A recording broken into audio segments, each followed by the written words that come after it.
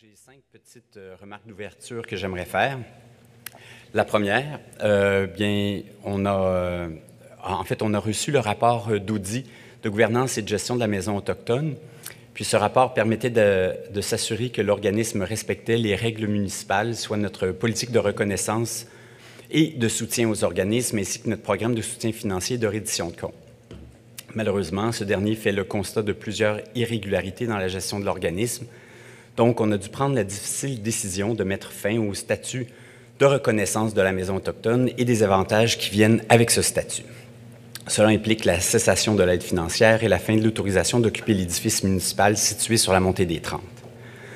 Nous ne remettons pas en question la mission de l'organisme, mais pour assurer une saine gestion des deniers publics, une décision s'avérait nécessaire. Espérons sincèrement que l'organisme appliquera les recommandations de l'audit pour une saine gouvernance. De notre côté, nous poursuivons nos discussions avec la nation autochtone et demeurons engagés dans la promotion de la culture et du rapprochement avec les peuples autochtones. Si vous désirez consulter l'audit de gouvernance qui nous a été présenté, ce dernier est disponible sur notre site Internet à villemsh.ca. Deuxièmement, ce soir, nous déposons les états financiers de la Ville conformément à la loi sur les cités et villes.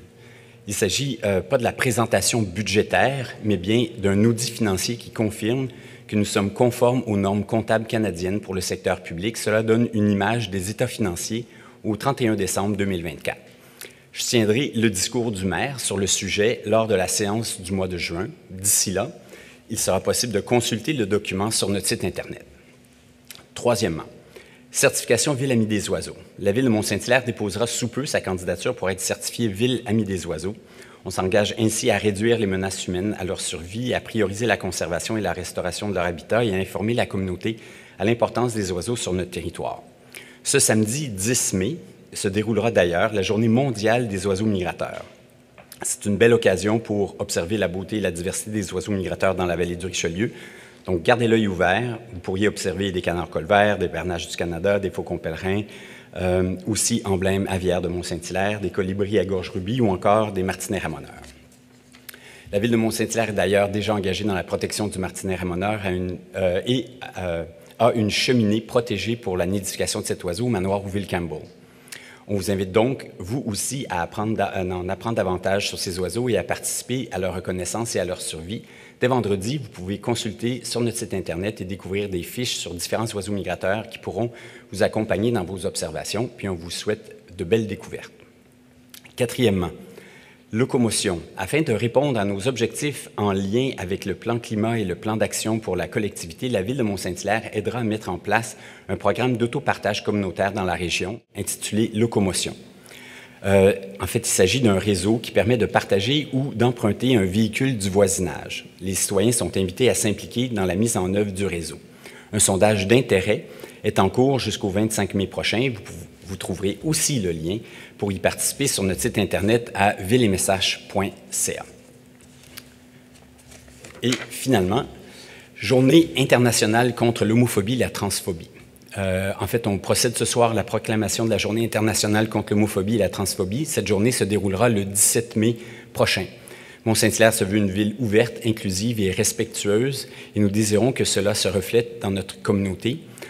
Donc, nous allons hisser fièrement le drapeau LGBTQIA+ lors de cette journée, et on vous invite à souligner cela comme bon vous semble également. Sans plus tarder, je vais demander à mon collègue, M. Morin, de bien vouloir nous proposer l'adoption de l'ordre du jour de cette séance. Oui, donc je propose que l'ordre du jour de la séance ordinaire du 5 mai 2025 du Conseil municipal de la Ville de Mont-Saint-Hilaire soit et est approuvé par ce Conseil. J'appuie. Tous d'accord? Oui. Puisque de niveau visage, je vais juste rappeler les règles de régie qui, dans le fond, organisent nos séances publiques. Donc, on a 3 séances de questions lors d'une séance publique. En fait, le prochain item à l'ordre du jour, c'est la séance de questions qui porte sur des points spécifiquement identifiés, que vous pourrez identifier à l'ordre du jour. Donc, vos questions doivent être en lien avec ce dont on va parler. Comme ça nous permet de clarifier certains points, puis qui feront l'objet d'une décision. Par la suite, à la toute fin de la séance, il y a une séance de questions publiques où là, vous pouvez, dans le fond, saisir le conseil de toute question que vous jugez d'intérêt collectif. Vous comprendrez qu'en séance publique, on ne parle pas de cas personnels pour raison de protection de la vie privée et autres. Donc, et on prend également des questions en ligne parce que certaines personnes qui, pour divers motifs, ne peuvent pas se déplacer. Donc, on prend également des questions en ligne. Dans tous les cas, vous avez 4 minutes pour nous poser votre question. Donc, on vous invite à faire un bref préambule, puis à nous poser le plus directement possible vos questions, de manière à ce qu'on puisse y répondre dans les 4 minutes qui sont dévolues à chacune des personnes qui va prendre le micro. Ça va? On vous demande de le faire aussi avec civisme, puis décorum, comme le stipule notre règlement de régie interne. Donc, si vous avez des questions, la façon qu'on commence la démarche, c'est essentiellement, vous devez lever votre main, puis mes collègues ici de la Direction générale et du greffe vont prendre vos noms. Vos noms seront mis dans un panier, puis on va tirer au hasard la première personne qui va prendre la parole. Donc, est-ce qu'il y a des personnes qui voudraient poser une question qui est en lien avec l'ordre du jour? Monsieur Lerrière. Pierre Bergeron. Monsieur Devant. Votre nom? Oui. André Michel. Merci.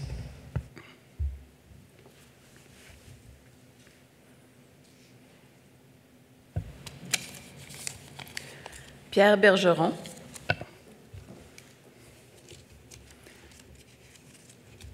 Bonjour, M. Bergeron. Bonsoir, M. le maire.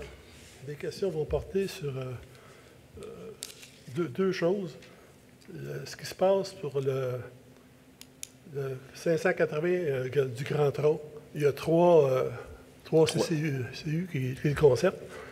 Est-ce que vous pourriez m'indiquer qu'est-ce qui va être bâti là, à côté de la gare? OK, bien, premièrement, oui, c'est un immeuble à logement avec des suites commerciales au rez-de-chaussée.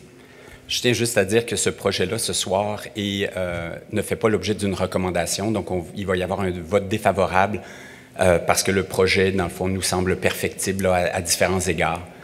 Puis ça va être expliqué lors de la séance, mais c'est essentiellement un refus. Donc, il y a aussi une demande de dérogation mineure qui est associée. Donc, elle aussi fera l'objet d'un avis défavorable parce que, dans le fond, on ne veut pas voter des dérogations mineures sur un projet qui risque d'évoluer encore. Mais même si la recommandation est défavorable, quand on lit le document qui est présenté, on ne sait rien. Là. On dit un bâtiment mixte. Là, j'ai appris qu'il y avait des logements dedans, mais moi, je pensais que c'était, je ne sais pas, à côté, celui qui est là, présentement, il y a une garderie et il y a des bureaux. Je ne pense pas qu'il y ait des logements. Non, en effet. Et si vous vous référez à notre plan d'urbanisme, des usages mixtes, c'est des usages commerciaux et résidentiels. C'est pour ça qu'on utilise cette expression-là. Le nombre d'étages, c'est combien d'étages? Si je ne m'abuse, c'est 4 étages. À côté, c'est 2, c'est pas grave? Ben, en fait, ça dépend du côté que vous prenez, parce qu'il y a sur un autre côté, c'est 4. En façade, de l'autre côté du Grand Tronc. Je veux dire, l'immeuble qui va être construit va être en parallèle à celui qui est déjà là avec la garderie. Exactement. Donc, au bord de la rue, c'est au bord de la rue, mais un à côté de l'autre, un 2 et un 4, c'est ce que vous me dites. C'est ce que je vous dis, oui. C'est pas grave? Ben, il n'y a pas de problème d'ombrage ou autre pour les résidences. Bon. Votre deuxième question, M. Bergeron? Concernant le 908, la 116. Le point à l'ordre du jour. Le CCU 2. C'est la question 32, oui. Quand je lis ça, là, je trouve ça bizarroïde un peu. On dit une dérogation mineure afin d'autoriser un indice de canopée inférieur à la norme prescrite. Ça, je comprends ça. Oui. Mais quand je lis l'autre paragraphe, comportant un indice de canopée de 0, c'est réduit beaucoup, ça. Je ne sais pas quoi, 0, là, c'est beaucoup. En fait, il y a deux raisons. Oui. On va en parler tantôt. Il y a deux raisons à ça. La première, c'est de protéger la bande riveraine qu'il y a derrière. Il y a des résidences derrière, ça fait qu'on voulait protéger la bande riveraine. Et à l'avant, il n'y a pas suffisamment d'espace pour des plantations considérant les fils électriques qui passent sur le boulevard Laurier. Ils ne seront pas enfouis, les travaux qui se font sur la 116, ils ne seront pas enfouis, ces fils-là? Non. En moins qu'on... à moins qu'on gagne à la loterie, là, je ne suis pas sûr que les fils vont être enfouis sur laurier, mais il faut par contre préciser que ce projet-là, il va avoir un toit vert. Tu sais, quand on parle de végétation, là, le promoteur fait quand même un effort. Un toit vert et des arbres, une canopée. Oui, sauf que là, les arbres qui vont pouvoir être plantés sur le laurier, c'est des arbres qui ont une capacité assez limitée considérant le filage qu'il y a là. Ce bâtiment-là, ça fait plusieurs fois qu'il vient en dérogation. Oui. Les stationnements, ça fait ça pour la hauteur. Quand il y a quelque affaire qui ne marche pas, là, normalement, ça veut dire que ce bâtiment-là n'a pas d'affaire là ou il est mal conçu. En fait, je vous dirais qu'il y en avait une option, c'est de reculer le bâtiment puis mettre une canopée en avant. Mais là, on aurait empiété sur la bande riveraine et chez les voisins qui habitent derrière. On a voulu protéger le voisinage en devançant le bâtiment. Ce faisant, bien, ça prend une dérogation. Monsieur Bergeron, la loi sur l'aménagement et l'urbanisme est ainsi faite que c'est très difficile de prévoir des projets, surtout dans une logique de redéveloppement comme on est là, et que tout fasse bien dans chacune des cases. Hein? Donc, le règlement de dérogation mineure est prévu à cette fin-là pour voir comment on peut faire des ajustements au projet sans porter préjudice aux résidents autour. Moi, M. le maire, je ne sais pas combien de fois je vous ai entendu dire îlot de chaleur de stationnement, c'est terrible. Là, il y a un stationnement et canopée zéro. Il n'en veut pas d'arbres. En fait, M. Bergeron, je vais aller un petit peu plus loin. Donc, la compensation ici, c'est le toit vert. Et un des motifs pour lequel la plantation d'arbres est difficile, c'est qu'il y a un stationnement souterrain. Et le stationnement souterrain déborde la superficie de l'immeuble parce que la nappe phréatique est quand même assez proche dans ce secteur-là. Donc, vous savez, il faut balancer. Je peux vous montrer un paquet d'immeubles à Mont-Saint-Hilaire où le stationnement déborde de l'édifice et il y a des arbres sur le terrain. On voit aujourd'hui, monsieur, sur des toits d'édifices, des arbres. Donc, on est capable de planter des arbres sur un stationnement. Merci pour votre point de vue, M. Bergeron. Merci. Prochaine question. André Michel.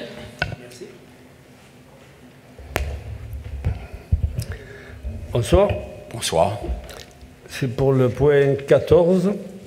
Je pense que question de transparence, ça aurait été bien que les noms des organismes apparaissent.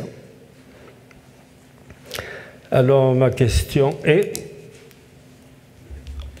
quel est le nom de l'organisme à ce point-là? Répondez-moi vite parce que... On va le nommer, c'est Connexion Nature. Merci beaucoup. Et il me semble que c'est votre ancien employeur. Alors, M. Carter, ne me coupez pas. Vous avez occupé le poste de coordonnateur de la conservation du Centre de la Nature à Mont-Saint-Hilaire, un organisme à but non lucratif qui a pour mission de préserver l'écosystème de la montagne. Aujourd'hui, Connexion Nature durant 9 ans, de 2000 à 2009. En 2017-2018, vous avez aussi assumé le poste de trésorier de cet organisme qui était logé à la réserve Gold de l'Université McGill, tout en travaillant comme consultant pour diverses municipalités et organismes de conservation, dont le Centre de la Nature à Mont-Saint-Hilaire. Il semble que des tensions soient apparues entre la réserve Gold et l'Université McGill et Connexion Nature, entraînant la fin de leur entente d'hébergement le 1er décembre 2023. Étrangement, le même mois qu'arrivait à échéance le bail de la maison autochtone. Contraint de se relocaliser, Connexion Nature a dû trouver un nouveau local. Face à cette situation, la ville, soit vous, M. Guertin, nouveau maire élu, semblait avoir attribué à l'organisme, sans bail ni entente, sans résolution officielle, la maison située au 1157, chemin Rouillard, propriété de la ville de Mont-Saint-Hilaire. Le 13 novembre 2024, comme simple citoyen, j'ai fait une demande au service du greffe de la ville pour avoir copie du bail de Connexion Nature. Le 2 décembre 2024, j'ai eu la surprise de recevoir un courriel m'indiquant qu'un bail de location à intervenir entre la ville et Connexion Nature, votre ancien employeur, était en cours de négociation et d'écriture, ce qui veut dire qu'aucun bail ou entente n'existait. J'ai demandé à vos amis de la régionale de vous poser des questions sur le sujet, mais pour des raisons que j'ignore, ils n'ont pas fait leur travail d'enquête. Pourquoi ? J'ai fait une nouvelle demande le 2 décembre 2024 au service du greffe et j'ai eu la même réponse, mais cette fois, on m'a précisé que ce document avait un caractère confidentiel. Pourquoi confidentiel, monsieur le maire? Parce que c'est votre ancien employeur? On me précise qu'il est en cours de négociation. Étrange. Pour la maison autochtone, l'heure régionale avait tout avant le conseil d'administration pour publication, mais pour vos amis, c'est confidentiel. C'est très étrange. Ce n'est que 2 mois plus tard, le 26 février en 2025, qu'on m'a répondu que le fameux bail confidentiel de vos amis, de votre ancien employeur, Connexion Nature, était toujours en cours d'écriture. Enfin, aujourd'hui, les citoyens, après 17 mois de manque de transparence, ce que vous reprochiez à la maison autochtone, on va pouvoir en prendre connaissance de ce bail. Alors ma question, votre façon de faire, ce 2 poids 2 mesures entre 2 organismes de votre ville, l'un vos amis, l'autre les autochtones, mérite-t-elle selon vous, monsieur le maire, une enquête du MAMACH, du ministère des Affaires municipales et Habitation, pour votre acharnement et votre manque de transparence? Oui ou non? Monsieur Michel, je ne vais pas commenter vos insinuations ce soir. Ce n'est pas une insinuation, c'est une question. Mais moi, je pourrais peut-être, monsieur le maire, non, si je vous parle à permettez. monsieur le maire, c'est pas vous, madame. Excusez-moi. Je ne parle pas de vous. Vous, les conseillers, je vous admire. C'est à monsieur le maire que je parle. Parce qu'il me déteste.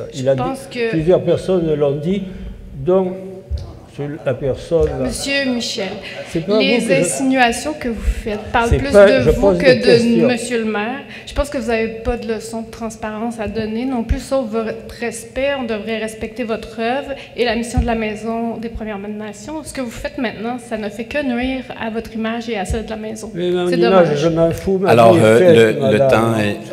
Je pose une question à monsieur le maire. OK, collègues, je vais juste nous demander un peu de discipline. Monsieur Michel, je n'ai aucun commentaire à faire vos insinuations. Ce sont vos fabulations. Je vais vous demander d'aller vous rasseoir. Dans le fond, il n'y a pas de 2 poids 2 mesures. On tente de régulariser toutes nos relations avec tous les organismes, puis on le fait avec diligence. Donc, c'est tout ce que j'ai à vous dire ce soir. Alors, j'ai bien fait de déposer une plainte au MAMACH le 2 février dernier. Monsieur Michel, vous êtes la seule personne que je connais qui fait la promotion de ces plaintes. Donc, puisqu'il n'y a pas d'autres questions sur l'ordre du jour, je vais... Monsieur Michel, je vous demande de respecter le décorum. Procès-verbal de la séance du 7 avril et de la séance extraordinaire du 22 avril 2025 du Conseil municipal. Madame Georget, auriez-vous l'obligeance de nous proposer l'adoption de ces 2 procès-verbaux? Alors, je propose que les procès-verbaux des séances ordinaires du 7 avril 2025 et extraordinaires du 22 avril 2025 du Conseil municipal de la Ville de Mont-Saint-Hilaire soient et sont approuvés par ce Conseil. J'appuie. Merci. Tous d'accord? Oui. Dépôt du rapport financier consolidé de la Ville de Mont-Saint-Hilaire pour l'année 2024 et du rapport de l'auditeur indépendant. Monsieur Meyer? Oui, donc, excusez-moi. Donc, je propose, conformément à l'article 105.1 de la loi sur les cités et villes, le dépôt est fait par Mme Sylvie Lapalme, directrice du service des finances et trésorière du rapport financier 2024 consolidé, comprenant les rapports d'auditeurs indépendants pour l'exercice terminé le 31 décembre 2024. Je tiens à préciser aussi que les chiffres du manoir vont être mis à jour dans les instants qui suivent. Oui, les chiffres vérifiés. Je vous remercie. Item 5, affectation des sommes de surplus non affectées à des surplus déjà créés et création d'un nouveau surplus affecté habitation et abordabilité. Madame Georget. Oui, alors, je propose que ce Conseil affecte du surplus non affecté les sommes mentionnées ci-dessous surplus affectés suivants, et ce, conformément à la politique de gestion des réserves financières et des surplus affectés. Donc, surplus affecté déneigement au montant de 3 800 $. Auto-assurance, un montant de 50 000 $. Prévoyance, un montant de 26 200 $. Surplus pour engagement éventuel, un montant de 50 000 $. Équipement mobilité réduite, un montant de 10 000 $. Surplus affecté patrimoine immobilier, un montant de 160 600 $. Surplus au remboursement de dettes, un montant de 548 200 $. Et projet d'investissement pour 1 279 000 $. Que ce Conseil autorise également la création d'un nouveau surplus affecté, soit surplus affecté habitation et abordabilité, et qu'il y affecte une somme de 150 000 $, puisqu'il s'agit d'une de nos priorités d'action. Merci, Mme Georget. Tous d'accord? Qui appuie? J'appuie. Tous d'accord? Oui. Oui. Merci bien. Affectation de surplus non affecté à la réserve financière pour le financement des dépenses liées à la tenue des élections municipales. En passant, membre de l'auditoire, en fait, ces affectations-là sont faites conformément à notre politique, donc ce ne sont pas des gestes aléatoires, ils ont été réfléchis. Donc, si jamais vous vous intéressez plus longuement à la question, vous pouvez aller consulter la politique d'affectation des surplus de la Ville de façon à comprendre un peu plus la logique. Là, on est dans une mécanique financière, mais il y a une logique sous-jacente qui peut vous être expliquée dans la politique. Donc, M. Meyer. Oui, donc, considérant que conformément à l'article 278.1 de la loi sur les élections et les référendums dans les municipalités, le Conseil municipal a adopté, lors de la séance ordinaire du 2 mai, le règlement numéro 1318 intitulé « Règlement décrétant une réserve financière pour le financement des dépenses liées à la tenue des élections municipales ».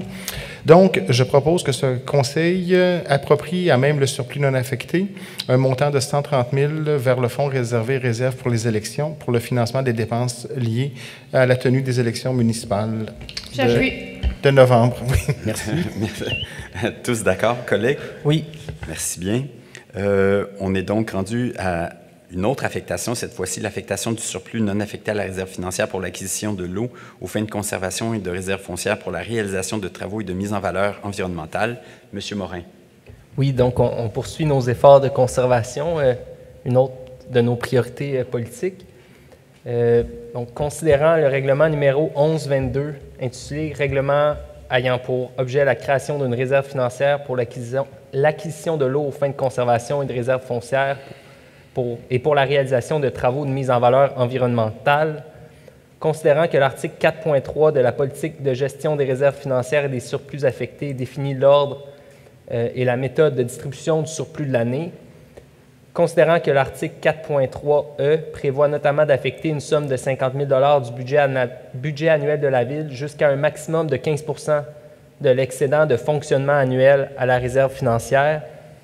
Par conséquent, je propose que ce conseil approprie même le surplus non affecté une somme de 481 700 $ vers la réserve financière pour l'acquisition de l'eau aux fins de conservation et de réserve foncière et pour la réalisation de travaux de mise en valeur environnementale, soit 15 % de l'excédent de fonctionnement annuel. J'appuie. Tous d'accord, membre du conseil? Oui. Merci. Avis de motion. Annonçant un règlement autorisant l'augmentation de fonds de roulement d'un montant de... je vais vous laisser dire le montant, M. Meyer, ça va être un peu long comme... Donc, un avis de motion, règlement 1370, règlement autorisant l'augmentation du fonds de roulement d'un montant de 321 100 $ afin de le porter à 4 620 800. Donc, je donne un avis de motion à l'effet qu'à une prochaine séance, je présenterai ou ferai présenter un règlement autorisant l'augmentation du fonds de roulement d'un montant de 321 100 $ afin de le porter au montant de 4 620 800. Et si vous nous proposez le projet de règlement? Oui, le temps de l'ouvrir. Donc, je propose que le projet de règlement numéro 1370, intitulé « Règlement autorisant l'augmentation du fonds de roulement d'un montant de 321 100 $ afin de le porter à 4 620 800, soit et adopté par ce Conseil. » J'appuie. Tous d'accord? Oui. Je réitère que si vous trouvez que c'est un peu du charabia, toutes ces affaires de surplus affectés, non affectés, de fonds réservés ou autres, je vous invite à lire la politique. Chacun des éléments est expliqué, puis on fait les liens entre les lois qui nous autorisent, en vertu de la fiscalité municipale, à faire ce genre d'arrangement-là. Donc, point 10, rapport sur les dépenses autorisées en vertu du règlement numéro 1311 et les bordereaux de compte associés. Monsieur Meyer, c'est votre moment de... Ben oui, c'est moi. De chiffres. C'est mon moment mensuel. Oui, c'est ça. Donc, je propose que les rapports de dépenses autorisés en vertu du règlement numéro 1311 au cours de la période du 3 au 30 avril, signé en date du 30 avril par Mme Bousquet, assistante trésorière, pour les bordereaux de compte à payer numéro 2025-05-A au montant de 6 337 246,9, 2505-B au montant de 2 815,33, -C au montant de 559 114,6 et enfin le numéro 2025-05-D au montant de 371 323,39. soit ils sont approuvés par ce Conseil tel qu'il apparaît au certificat portant numéro 2505, signé par Mme Lapalme en date du 1er mai 2025. J'appuie. Tous d'accord? Oui. Merci. Rapport des ressources humaines 2025-05, M. Leboeuf. Certainement. Alors, je vais m'approcher ça de ma belle voix. Alors, je propose que le rapport des ressources humaines numéro 2025-05, préparé par Mme Annie Dionne, directrice du service des ressources humaines, en date du 29 avril 2025, pour la période du 2 au 29 avril 2025, soit et est approuvé par ce Conseil. J'appuie. Merci. Tous d'accord? Oui. Allons-y, cette fois-ci, de la participation d'un membre du Conseil à une activité offerte par l'Association québécoise d'urbanisme. Mme Georget. Alors, je propose que ce Conseil autorise la participation de M. David Morin, conseiller municipal au colloque La connectivité municipale offert par l'Association québécoise d'urbanisme qui se tiendra le 31 mai 2025 à Sorel-Tracy et autorise le paiement de la dépense au montant de 425,41 incluant les taxes et les frais de déplacement. Tous d'accord? Oui. Merci. Renouvellement de mandat de membre du comité consultatif d'urbanisme de la ville de Mont-Saint-Hilaire. Monsieur Rainville. Alors, considérant que les mandats de Mesdames Elisabeth Lamoureux et Lynne Perrault à titre de membres citoyens au sein du comité consultatif d'urbanisme de la ville de Mont-Saint-Hilaire arrivent à échéance en mai 2025, je propose que ce Conseil renouvelle le mandat de Mesdames Elisabeth Lamoureux et Lynne Perrault à titre de membres citoyens du dit comité, et ce pour la période du 6 mai 2025 au 5 mai 2027. J'en profite pour les remercier toutes les deux de leur engagement et de leur rigueur à participer à ce comité. J'appuie. Tous d'accord? Oui. Oui. Merci bien. Entente à intervenir avec un organisme, Connexion Nature, pour le lot 1 818 516 au cadastre du Québec. Madame Thibault. Oui, alors je propose que ce Conseil approuve le bail de location à intervenir entre Connexion Nature et la ville de Mont-Saint-Hilaire pour la location de l'immeuble portant le numéro civique 1157 Chemin Rouillard, situé sur le lot 1 818 516 au cadastre du Québec, lequel bail est joint à la présente résolution comme annexe A pour en faire partie intégrante. Que ce bail de location soit d'une durée de 3 ans, renouvelable tacitement pour une période supplémentaire de 2 ans. J'appuie. Merci. Tous d'accord, membre du Conseil? Oui.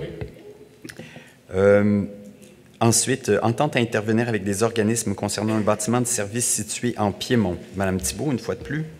Oui, encore avec une entente avec Connexion Nature. Je propose donc que ce Conseil approuve le bail de location à intervenir entre Connexion Nature, institution royale pour l'avancement des sciences et la ville de Mont-Saint-Hilaire pour la location du bâtiment de service situé en Piémont, appelé Chalet des Plateaux, lequel bail est joint à la présente résolution comme annexe A pour en faire partie intégrante. Que ce bail de location soit d'une durée de 3 ans, renouvelable tacitement pour une période supplémentaire de 2 ans. Donc, c'est le petit édifice en haut de la rue des Plateaux, là, au début du sentier du Piémont. Les toilettes et rangements. Voilà. J'appuie. Tous d'accord? Oui. À ne pas confondre Connexion Nature et l'Institut royal d'avancement des sciences, que nous, on connaît comme l'Université McGill, qui est propriétaire de la montagne. Donc, ce sont les deux organismes qui utilisent le petit chalet. Et puisqu'on tente d'uniformiser toutes nos relations avec les organismes, maintenant, on leur demande de signer un bail. Mais la royauté se paye un chalet, là, c'est pas rien. Émission d'obligations au montant de 3 216 000 concordance et courte échéance. Monsieur Meilleur, une fois de plus, les chiffres comme vous les aimez. Bien oui.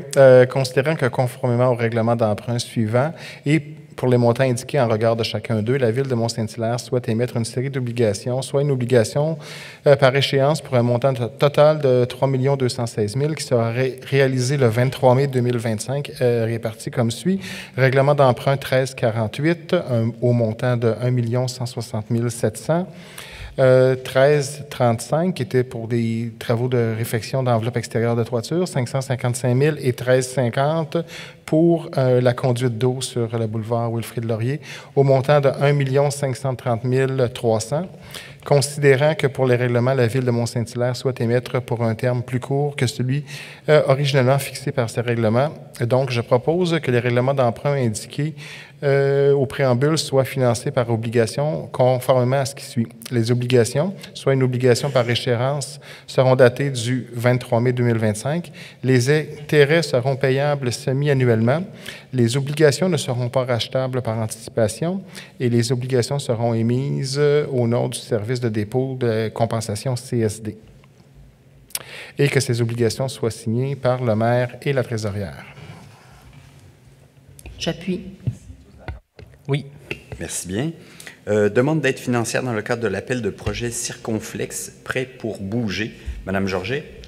Oui, considérant que le programme Circonflexe, prêt pour bouger, financé par le gouvernement du Québec, administré par Loisirs et Sports Montérégie, vise à mettre en place un réseau provincial de centrales de prêt et d'unités mobiles afin de rendre accessible à la population des équipements récréatifs, sportifs et adaptés afin d'augmenter les occasions de bouger tout en réduisant les freins à la pratique de l'activité physique. Je propose que ce conseil entérine le dépôt de la demande d'aide financière déposée auprès de Sport Loisirs Montérégie dans le cadre du programme Circonflexe, prêt pour bouger, visant à mettre gratuitement à la disposition des citoyens des équipements libre-service pour faciliter l'initiation et la pratique du pickleball, du ballon-panier, du patin et de la raquette au Parc Michel. Donc, ce serait une boîte de prêt de matériel près de l'école de l'Aquarelle. J'appuie. Tous d'accord? Oui. Merci. Item 18, demande d'aide financière dans le cadre du programme Accélérer les projets de système énergétique communautaire de la Fédération canadienne des municipalités. Monsieur Morin. Oui, donc c'est une demande d'aide financière là, en lien avec la mise en œuvre de notre plan climat. Donc, considérant qu'une demande d'aide financière a été déposée dans le cadre du programme Accélérer les projets de système énergétique communautaire de la Fédération canadienne des municipalités, considérant que le projet vise à faire progresser la décarbonation de bâtiments municipaux et privés à Mont-Saint-Hilaire pour, à terme, observer une réduction marquée des émissions de gaz à effet de serre, considérant que, plus spécifiquement, le projet vise notamment à déterminer les secteurs ainsi que les sources d'énergie à faible empreinte carbone à prioriser pour l'implantation du système énergétique communautaire et à identifier et préparer la mise en place des conditions favorables à l'implantation du système énergétique communautaire dans les secteurs ciblés. Par conséquent, je propose que ce conseil entérine le dépôt d'une demande d'aide financière auprès de la Fédération canadienne des municipalités dans le cadre du programme afin de faire progresser la décarbonation des bâtiments municipaux et de bâtiments privés à Mont-Saint-Hilaire, que la présente résolution est conditionnelle à l'obtention de l'aide financière du programme Accélérer la transition climatique locale du gouvernement du Québec ou d'une autre source de financement, que la Ville de Mont-Saint-Hilaire confirme par la présente résolution son engagement totalisant une somme de 50 000 $ si elle obtient l'aide financière pour sa demande. J'appuie. Merci. Tous d'accord? Oui. Oui. Une autre demande d'aide financière, cette fois-ci pour le programme d'aide aux infrastructures de transport actif Vélos 3 pour la phase 1 du projet de transport actif sur le boulevard Laurier. Monsieur Leboeuf. Certainement. Alors, considérant le projet de réaménagement de pistes cyclables sur le boulevard Sir-Wilfrid-Laurier, qui est la route 116, entre les rues Fortier et du Massif, représentant la phase 1 du projet de transport actif sur la route 116, considérant que le programme d'aide aux infrastructures de transport actif, Vélos 3, Oui, c'est Vélos 3, hein, c'est ça? Oui, oui. Merci. Vise à soutenir le développement, l'amélioration et l'entretien d'infrastructures de transport actifs afin de promouvoir ce type de déplacement, d'encourager le tourisme durable, d'améliorer le bilan routier, de contribuer à la prévention en santé et de réduire les émissions de gaz à effet de serre causées par les déplacements des personnes.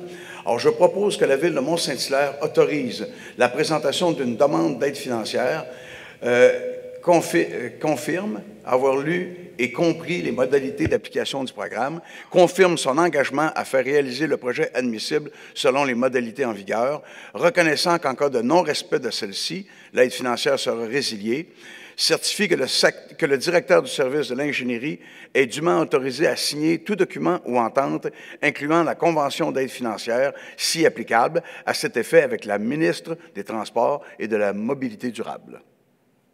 J'appuie. Merci. Tous d'accord? Oui. Oui. Une autre demande d'aide financière au programme d'aide financière au développement des transports actifs dans le périmètre urbain, ce que nous, on appelle TAPU, pour la phase 1 du projet de transport actif sur la route 116. Madame Georget? Oui, parce que c'est bien beau le transport actif, c'est à 116, mais ça coûte cher. Donc, on va chercher plusieurs subventions. Alors, considérant le projet de réaménagement de pistes cyclables sur le boulevard Syl-Wilfrid-Laurier entre les rues Fortier et du Massif représentant la phase 1 du projet de transport actif sur la 116, considérant que le programme d'aide financière au développement des transports actifs dans les périmètres urbains vise à accroître la part modale des déplacements actifs en milieu urbain et à réduire les émissions de gaz à effet de serre associées au déplacement des personnes, je propose que la Ville de Mont-Saint-Hilaire autorise la présentation d'une demande d'aide financière, confirme avoir lu et compris les modalités d'application du programme, confirme son engagement à faire réaliser le projet admissible selon les modalités en vigueur, reconnaissant qu'en cas de non-respect de celle-ci, l'aide financière sera résiliée, certifie que le directeur du service de l'ingénierie est dûment autorisé à signer tout document ou entente, incluant la convention d'aide financière si applicable à cet effet, avec la ministre des Transports et de la Mobilité durable. J'appuie. Tous d'accord? Oui. Je vais en profiter pour souligner, en fait, la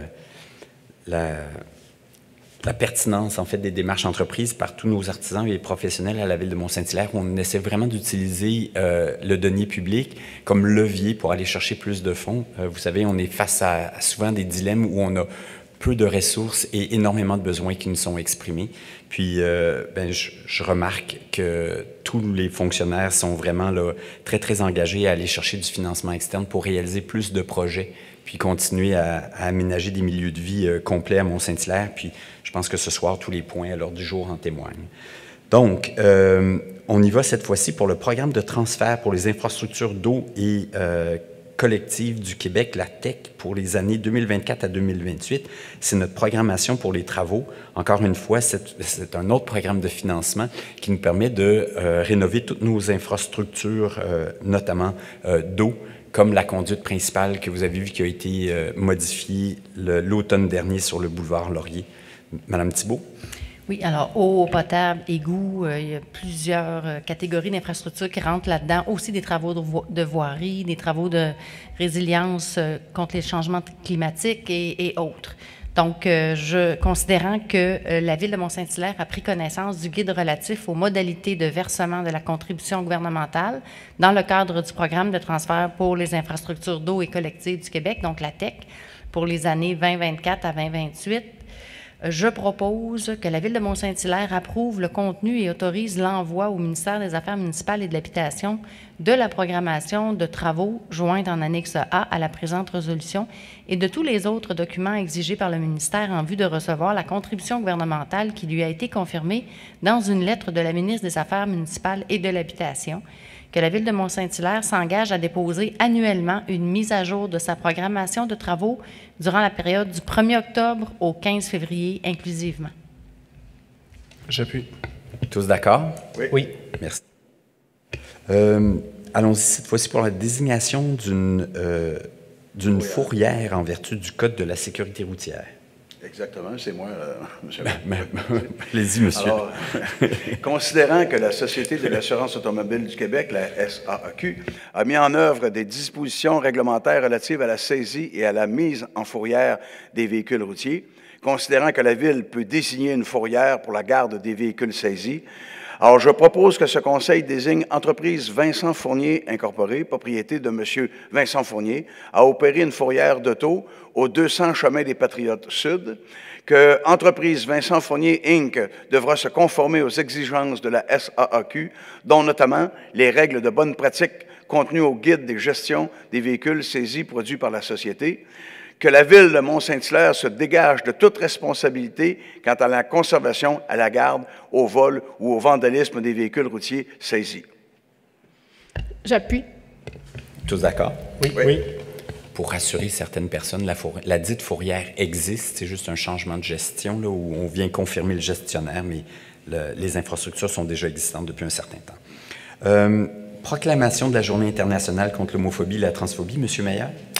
Oui, c'est la troisième fois que je vais faire cette lecture-là, puis je trouve ça important parce que on se rend compte, je pense, depuis quelques années que les droits qu'on a acquis, peu importe les droits qu'on a acquis en termes de minorité, sont souvent remis en question. Donc, considérant que la Charte québécoise des droits et libertés de la personne reconnaît qu'aucune discrimination ne peut être exercée sur la base de l'orientation sexuelle, de l'identité de genre ou de l'expression de genre, considérant que le 17 mai est la Journée internationale contre l'homophobie et la transphobie, que celle-ci est célébrée de fait dans de nombreux pays et qu'elle résulte d'une initiative québécoise portée par la Fondation Émergence depuis 2003.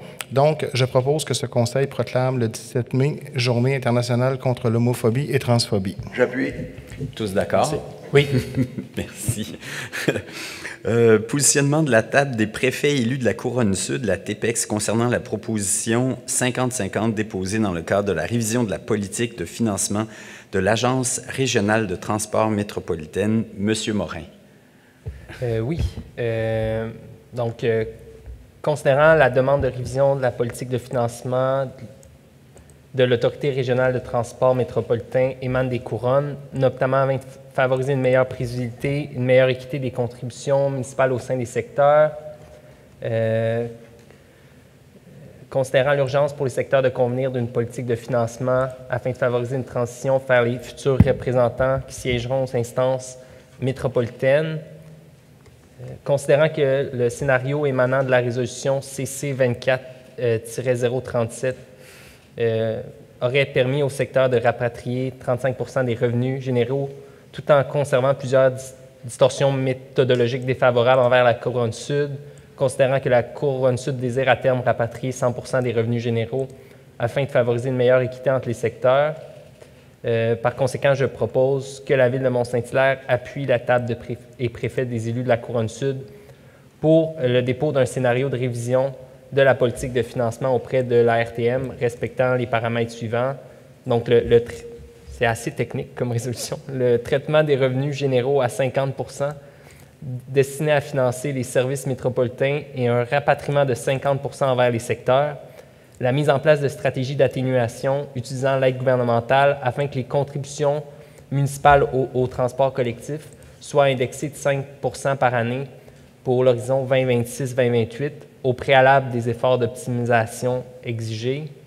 Que la demande soit faite à la RTM et à la CMM d'inclure la révision de la loi de l'article 81 de la loi sur la RTM au sein des demandes de changement législatif afin de considérer le critère de bénéficiaire-payeur parmi les critères de répartition du déficit résiduel, d'inclure la révision de l'article 95 de la loi sur la RTM au sein des demandes de changement législatif afin d'alléger le processus décisionnel encourant au partage des contributions au sein des couronnes avec un vote aux 2/3 des municipalités. Que demande soit faite à l'ARTM de démarrer les travaux de la politique de financement 2029 dès que possible. On achève. D'intégrer dans ces principes le décideur-payeur et le bénéficiaire-payeur pour assurer une meilleure équité, de permettre à terme de rapatrier 100% des revenus généraux envers les secteurs, que demande soit faite à la RTM de démarrer dès que possible les travaux pour identifier des scénarios de répartition des déficits par municipalité à l'intérieur de la Couronne-Sud pour application dès 2026, puis que demande soit faite à la vice-première ministre et ministre des Transports et de la Mobilité durable de rendre publiques les études d'impact socio-économique réalisées entre janvier 2023 et l'automne 2024 sur 8 nouvelles sources de financement pour la mobilité durable, puis de travailler avec la CMM pour la mise en œuvre de nouvelles sources de financement du transport collectif d'ici 2028. Tous d'accord? Oui. Pour ceux qui sont avec nous dans la salle, on est vraiment choyés d'avoir du transport collectif à Mont-Saint-Hilaire. Je ne peux que vous encourager à l'utiliser. Même l'essayer, c'est parfois l'adopter. Donc, il y a plein de municipalités sur la Couronne-Sud qui payent le transport collectif et qui n'ont pas de service. Nous, on en a du service, on devrait l'utiliser. Je vous encourage vraiment à l'utiliser. Ça m'a fait du bien de vous le dire, ça. OK. Allons-y, l'item 25 du procès-verbal de la réunion ordinaire du 15 avril 2025 du Comité du patrimoine et de toponymie de la Ville de Mont-Saint-Hilaire. Monsieur Meilleur. Oui, donc, je propose que ce conseil accuse réception du procès-verbal de la réunion ordinaire du 15 avril 2025 du Comité du patrimoine et de toponymie de la Ville de Mont-Saint-Hilaire et approuve la recommandation suivante, CPT 2404-1503, toponymie Abénaquise à Mont-Saint-Hilaire. Je suis particulièrement fier de cette résolution-là. Oui, merci. J'appuie. Tous d'accord? Merci bien. Oui. Procès-verbal de la réunion ordinaire du 22 avril 2025 du Comité consultatif d'urbanisme de la Ville de Mont-Saint-Hilaire. M. Rainville. Alors, je propose que ce conseil accuse réception du procès-verbal de la réunion ordinaire du 22 avril 2025 du Comité consultatif d'urbanisme de la Ville de Mont-Saint-Hilaire. J'appuie. Tous d'accord? Oui. Allons-y pour l'adoption des plans d'implantation et d'intégration architecturale. Madame Thibault, je vais vous laisser le soin d'énumérer les numéros de dossier. Oui.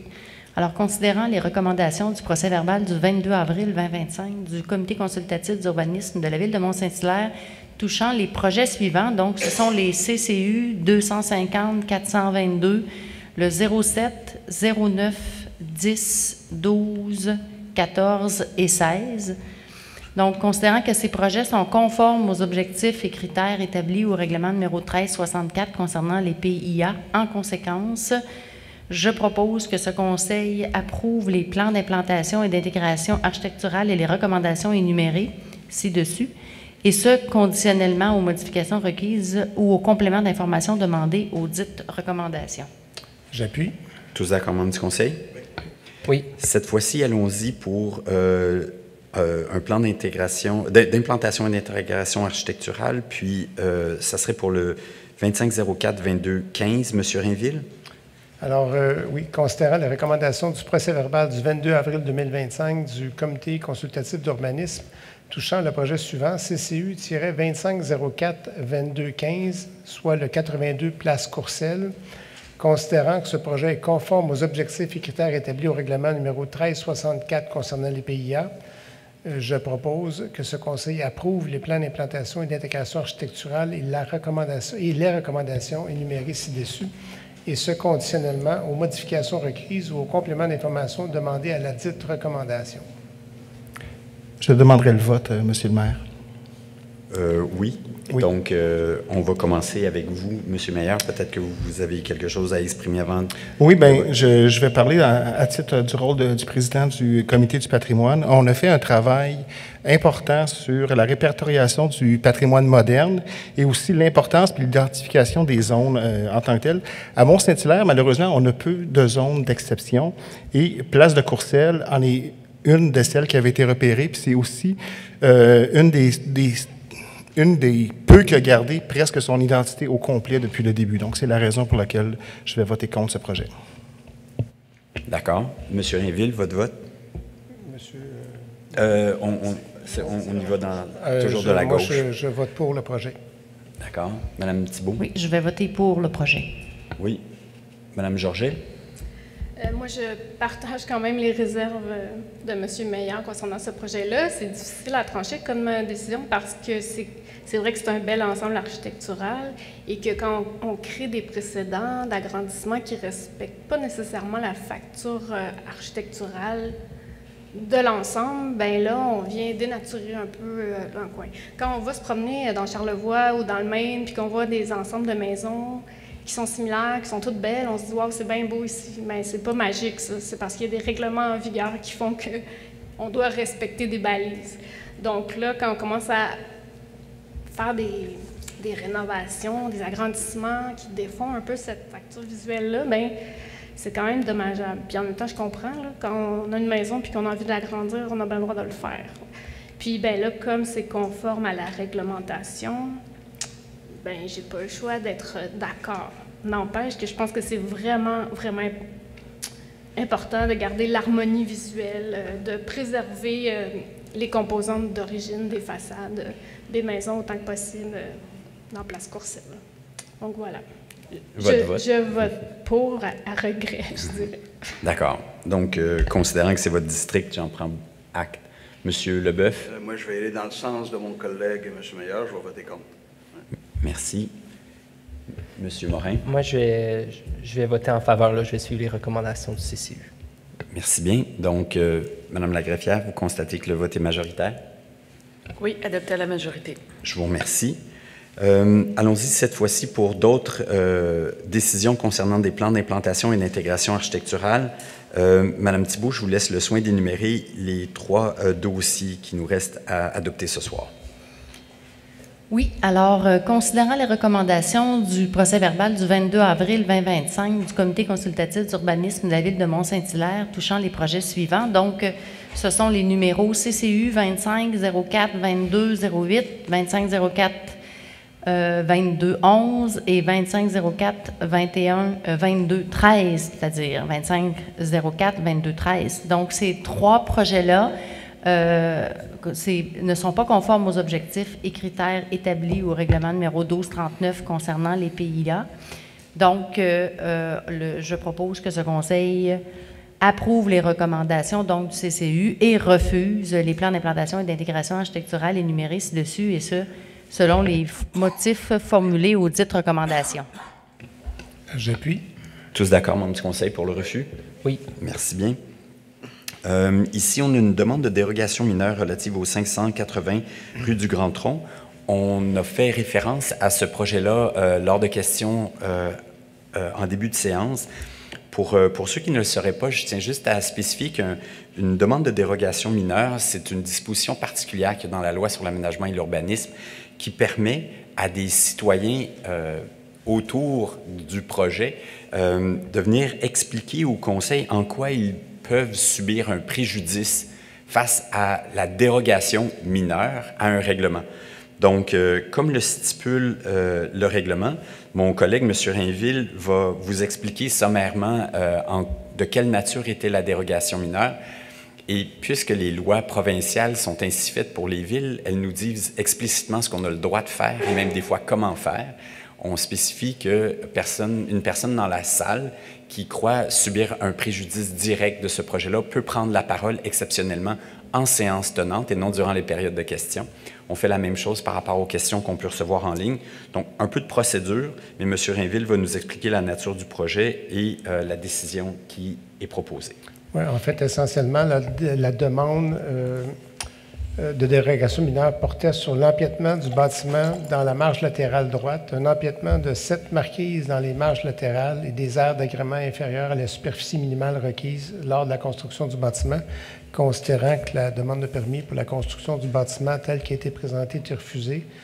Donc, on ne peut pas adopter une résolution sur un projet de dérogation sur un projet qui n'est pas encore abouti. Je vais aller à la résolution.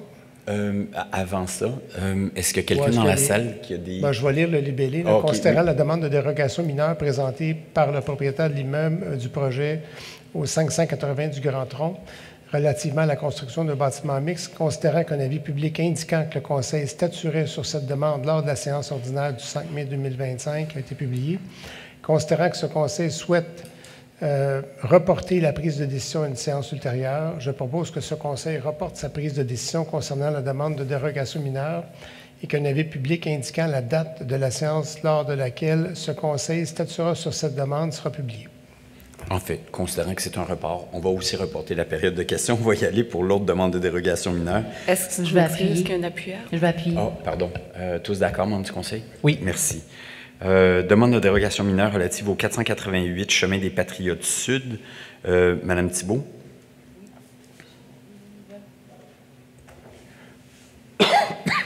Donc, le 488 Chemin des Patriotes Sud. Alors, il s'agit en fait d'une dérogation mineure. C'est pour tout simplement normaliser la marge avant la marge avant minimale de 12 mètres qui n'est pas respectée. Donc, il y a un empiètement de 3,42 mètres. Alors, je ne sais pas s'il y a des questions en ligne ou des questions dans l'assistance au 488 Chemin des Patriotes. La cantine du Pont-Noir. C'est le Pont-Noir. Vous avez une question, M. Bergeron? Non. C'était ça.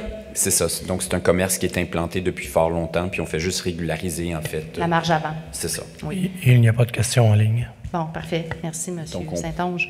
Donc, considérant la recommandation CCU 2504-2204 du procès-verbal du 22 avril 2025 du Comité consultatif d'urbanisme de la Ville de Mont-Saint-Hilaire, touchant la demande de dérogation mineure relative au 488 chemin des Patriotes Sud, donc le lot 3 954 606 au cadastre du Québec, considérant que ce projet respecte les règlements établis au règlement numéro 1236 intitulé « Règlement sur les dérogations mineures pour l'obtention d'une telle dérogation », je propose que ce Conseil approuve la demande de dérogation mineure présentée pour la propriété portant le numéro d'immeuble situé au 488 chemin des Patriotes Sud à Mont-Saint-Hilaire, soit le lot 3 954 606 au cadastre du Québec. Celle-ci a pour but d'autoriser l'implantation du bâtiment à 8,58 mètres de la ligne avant du lot, alors que le règlement de zonage numéro 1235 prescrit à la grille des spécifications de la zone H48 une marge avant minimale de 12 mètres, ce qui représente un empiètement de 3,42 mètres. Le tout tel qu'il apparaît au certificat de localisation préparé par M. Jean-Luc Fortin, arpenteur géomètre, daté du 2 décembre 2024, portant le numéro de minute 9176. Cette demande a pour but de régulariser l'emplacement du bâtiment existant. J'appuie. Oui. Tous d'accord? Merci bien. Allons-y de la dernière demande de dérogation mineure relative aux 900 et 908 boulevard Laurier. Monsieur Rainville, pardon. Merci. J'en ai parlé tantôt. Là, ce projet-là, il y a des caractéristiques spécifiques liées au site, qui est donc pas possible d'atteindre l'indice de la canopée de 15 pour l'aire de stationnement. Donc, ça ne veut pas dire qu'il n'y a pas de végétation ou de végétaux sur le terrain, mais il n'y en a pas sur l'aire de stationnement. C'est important de le préciser, je ne l'ai pas dit tantôt. Le terrain visé par le projet est bordé à l'avant par une ligne de distribution électrique de moyenne tension, ce qui impose des contraintes pour l'aménagement paysager, notamment pour une distance minimale de 3 mètres entre la canopée des arbres et les lignes électriques. Le projet prévoit un stationnement principalement souterrain avec un tréfonds situé à 1 mètre de la ligne du lot à l'avant et adossé à la bande de protection riveraine à l'arrière. Donc, ce que je disais tantôt, c'est qu'il faut protéger aussi l'intimité des voisins qui sont derrière. L'espace résiduel entre la ligne de l'eau et le tréfonds ne permet que la plantation d'oliviers de bohème, une essence d'arbres adaptée aux contraintes imposées par les lignes de moyenne tension. Ces arbres, en raison de leur faible déploiement, ne permettent pas de couvrir la surface de stationnement située en cour avant. Cela étant dit, je le répète, il y a quand même dans ce projet-là un toit vert, une terrasse à l'avant et, comme je vous dis, le tour du bâtiment, il y a un plan d'aménagement paysager aussi. Donc, c'est l'aire de stationnement qui ne sera pas...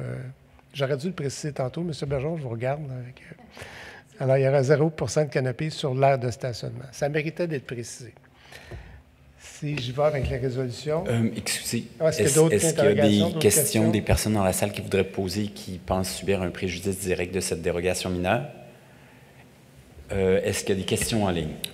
Pas de questions en ligne. Je vous remercie. Donc, M. Rainville. Alors, je propose que ce Conseil approuve la demande de dérogation mineure présentée pour la propriété mixte projetée portant le numéro d'immeuble situé au 900-908 boulevard Sylve-Woodfray-Laurier, soit le lot 1 819 013 au cadastre du Québec.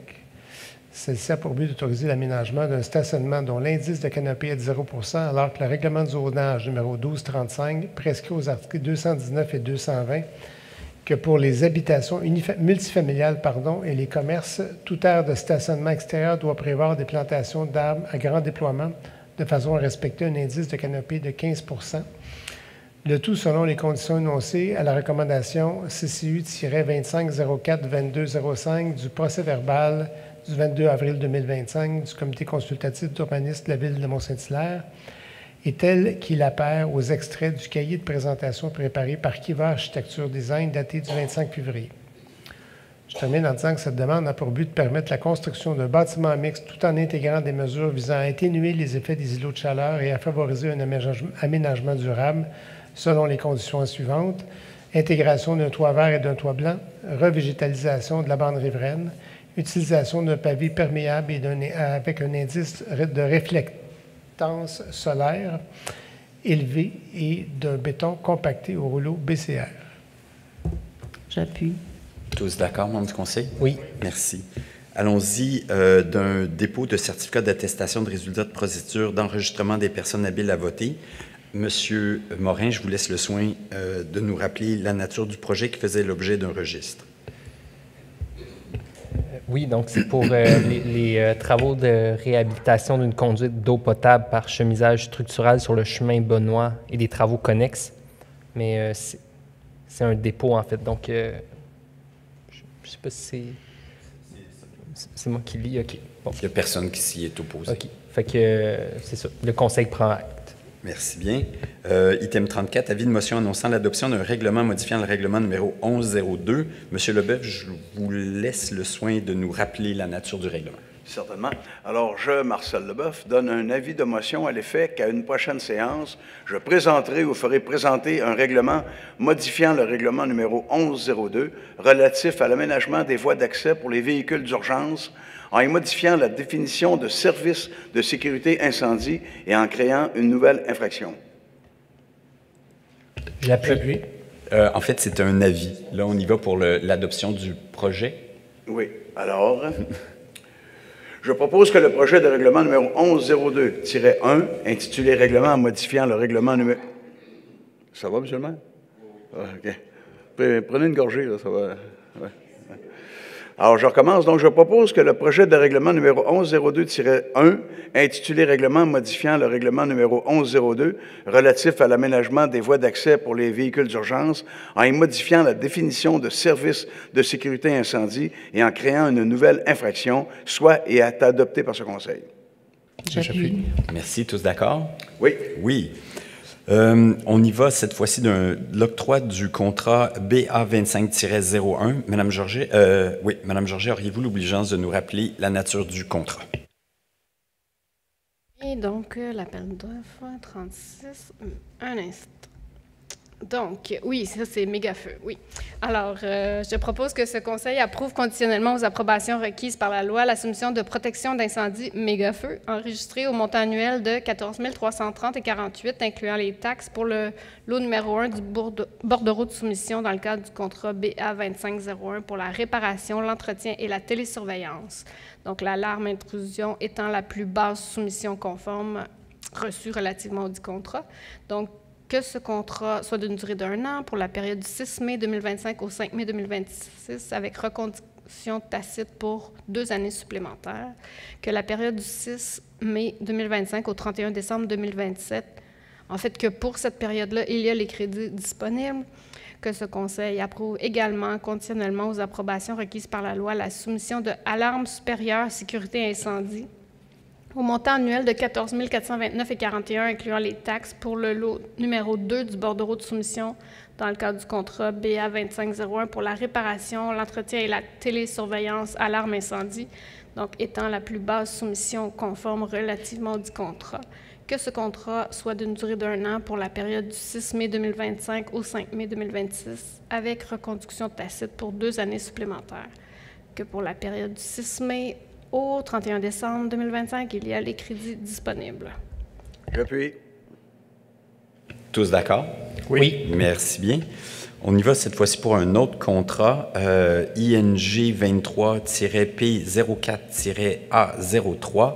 Monsieur Rainville, je vous laisse le soin de nous rappeler la nature du contrat. Oui. Alors, je propose que ce Conseil approuve conditionnellement aux approbations requises par la loi la soumission de MSA Infrastructure au montant de 1 621 544,16, incluant les taxes, dans le cadre du contrat ING 23-P04-A03 pour des travaux de réfection de la rue de la Salle, étant la plus basse soumission conforme reçue relativement au dit contrat. Que la dépense soit payable à même le règlement 1313 et qu'il y a des crédits disponibles. J'appuie. Tous d'accord? Allons-y d'un avant-dernier contrat, cette fois-ci le ING 24-P10-A02. Monsieur Morin, je vous laisse le soin de nous rappeler la nature du contrat. Oui, donc c'est pour la réhabilitation de la conduite d'eau potable sur le chemin Benoît, donc entre la rue Fischer et le chemin Rouillard. Je propose que ce Conseil approuve conditionnellement aux approbations requises par la loi la soumission de Fort Action Inc. au montant de 1 063 800 $, incluant les taxes, dans le cadre du contrat ING 24-P10-AO2 pour la réhabilitation de la conduite d'eau potable sur le chemin Benoît, entre la rue Fisher et les chemins Rouillard, étant la plus basse soumission conforme reçue, que l'octroi de ce contrat est conditionnel à l'entrée en vigueur du règlement numéro 1355, donc intitulé « Règlement décrétant des travaux de réhabilitation d'une conduite d'eau potable par chemisage structural sur le chemin Benoît et des travaux connexes, ainsi que le paiement d'honoraires professionnels et autorisant un emprunt de 1 051 000 nécessaire à cette fin, que l'octroi de ce contrat est également conditionnel à la confirmation du ministère des Affaires municipales et de l'Habitation de la contribution gouvernementale dans le cadre du programme de transfert pour les infrastructures d'eau et collectives du Québec, la TEC, pour les années 2024 à 2028, que la dépense soit payable à même le règlement numéro 1355. J'appuie. Tous d'accord? Oui. Le dernier contrat de la soirée, ING 25-P01-A01, Monsieur Leboeuf, avec la charge émotive qu'on vous connaît pour ce genre de résolution. Merci. Alors, je propose que ce Conseil approuve conditionnellement aux approbations requises par la loi la soumission de Pavage Masca Inc.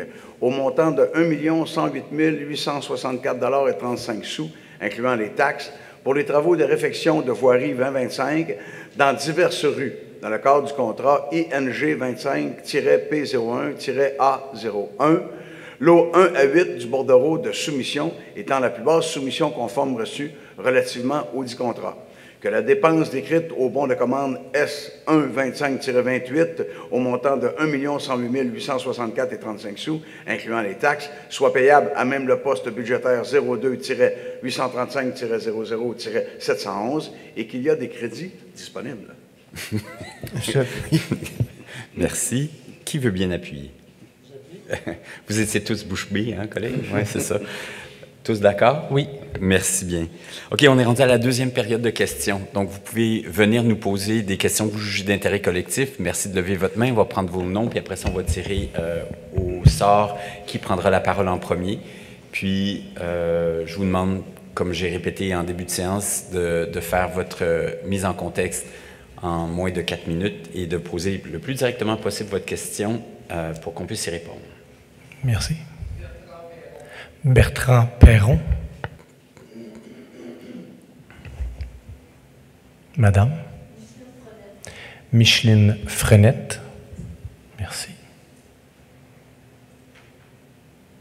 Monsieur derrière. Pierre Bergeron. Juste ici devant. Fanny Thibault. Merci. Juste derrière, oui. Jean-Marc Trépanier.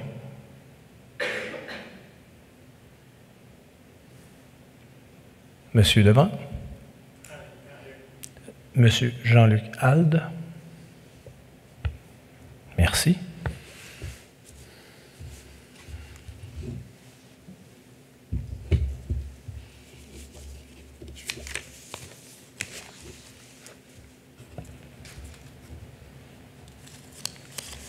Pierre Bergeron.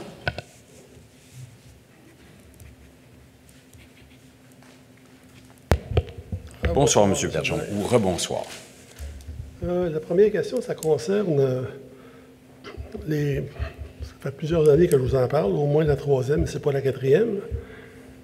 Qu'attendez-vous faire des 2 bâtiments délabrés au village de la Gare? On réfléchit, mais là, ça fait 15 ans là, que... Oui, c'est ça. Il y a eu 1000 portes de construites pendant qu'on regarde ces deux-là.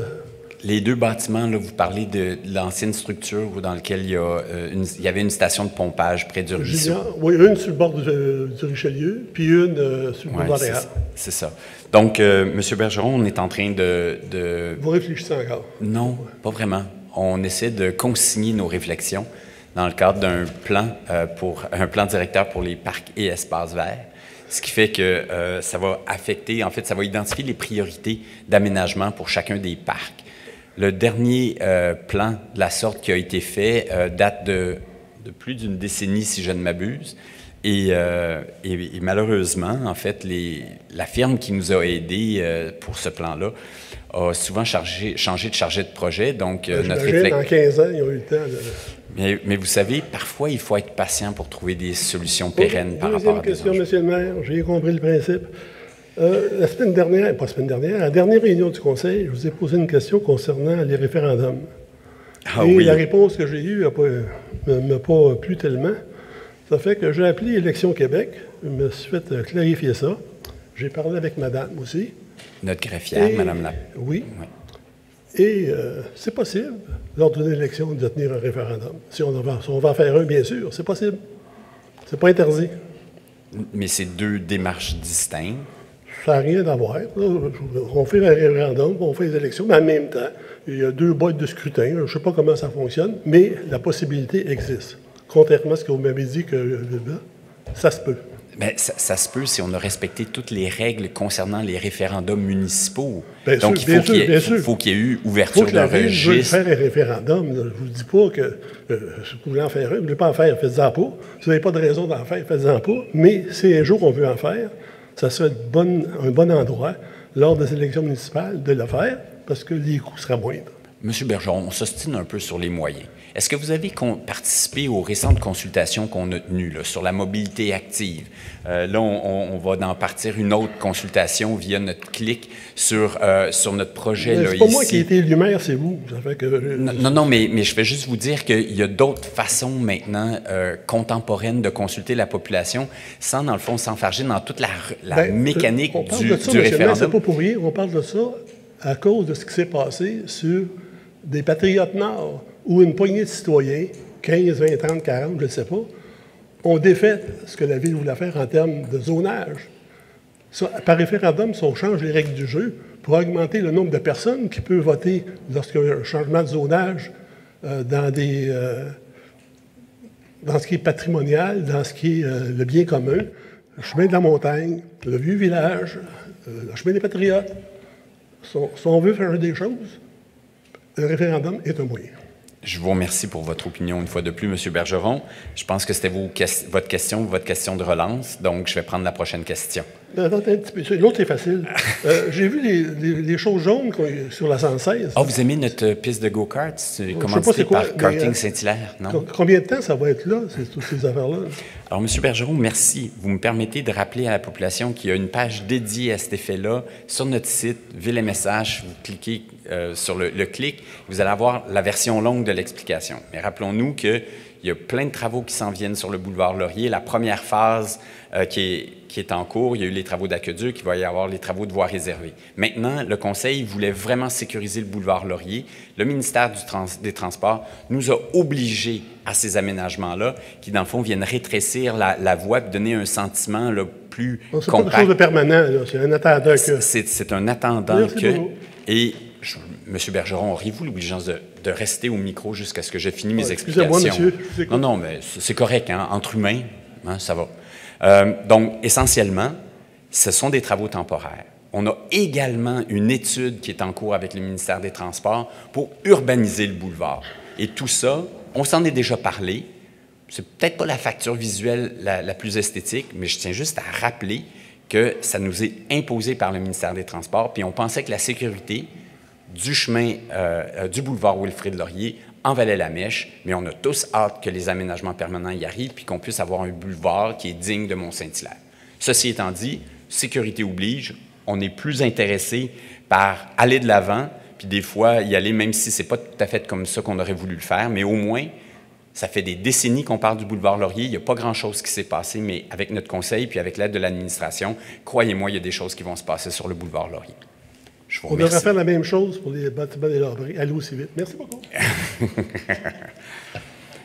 Prochaine question. Vous aurez compris que M. Bergeron et le conseil, on se parle comme ça assez régulièrement, là, donc il y a une certaine relation qui s'est installée. Fanny Thibault. Bonsoir, Mme Thibault. Vous remarquerez que moi, c'est ma première fois. Alors, sentez-vous bien à votre aise. Bienvenue. Merci. Bonjour, je me présente. Je m'appelle Fanny Thibault. Je suis résidente du quartier de La Pommeraye depuis 35 ans. C'est un quartier dans lequel j'ai eu la chance de grandir toute ma vie et j'ai choisi ce quartier-là pour élever mes enfants. J'y ai déménagé en mai dernier parce que moi, j'ai vécu une enfance paisible et sécuritaire.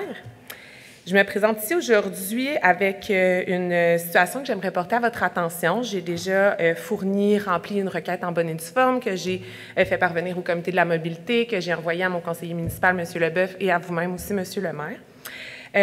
Cette requête-là, elle explique la problématique, je dirais, importante et qui me concerne en tant que maman de 3 jeunes enfants et qui concerne aussi les citoyens du quartier qui sont vos électeurs. De la rue Duchesnay, si je Duchesnay et Petit-Bonheur. Oui. Problématique de sécurité routière. Je comprends que cette artère-là, comme je vous ai dit, j'y habite dans le quartier depuis 35 ans, je la connais très bien, cette rue-là. Mon agent d'immeuble ne m'a pas mal informé du coin passant. Je l'ai choisi en connaissance de cause. Je le connais, moi aussi, pour avoir habité la Pommeraye. Je l'ai aussi choisi en connaissance de cause où c'est un corridor scolaire où il fait bon vivre, que les citoyens, quand j'étais jeune en tout cas, respectaient les limites de vitesse. Aux abords d'une école, faisaient leur stop obligatoire et non pas pensant que c'était un carrefour giratoire. On m'a souhaité bonne chance en signant ma requête sur la rue en me disant que malgré plusieurs appels à la police, plusieurs demandes à la ville, rien ne s'était concrétisé dans les dernières années pour renforcer la sécurité. Je suis persuadée que de résoudre ça, ça va aussi aller dans les principes cités dans la politique de la famille des personnes aînées de la ville de Mont-Saint-Hilaire qui veut encourager le déplacement de la mobilité. Ma requête, elle est signée de pas non seulement juste 5 personnes, mais plusieurs personnes, parents concernés par ça. Puis ma question pour vous, c'est la suivante. De quelle façon concrète allez-vous rapidement remédier à un problème menaçant la sécurité des rues dans notre quartier résidentiel et scolaire? Parce que mon petit bonhomme vert que je mets au bout du chemin puis la maman en moi sont déjà un peu découragés après seulement même pas 1 an d'habiter dans mon quartier. Je me fais envoyer promener par les gens qui ne font pas leur stop au coin de ma rue et je veux bien apprendre à mes enfants de ne pas aller jouer dans la rue, mais si on veut que nos enfants sortent de nos sous-sols et ne jouent pas 100% sur les tablettes puis on veut qu'ils aillent jouer dehors, il faut aussi conscientiser la population.